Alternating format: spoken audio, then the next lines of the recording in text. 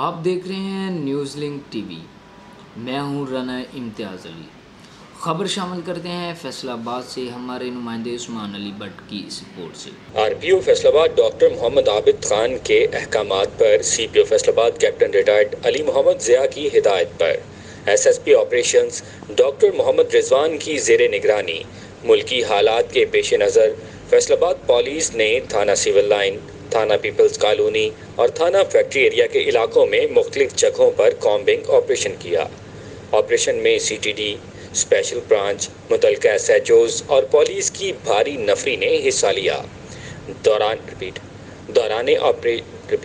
دوران آپریشن مشکوک افراد کی شناخت بائیو میٹرک ڈیوائس سے کی گئی۔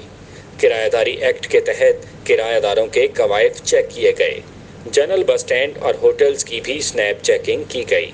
کامبنگ آپریشن کا مقصد جرائم پیشہ عناصر کی سرکوبی کرنا اور امن و امان کو یقینی بنانا ہے۔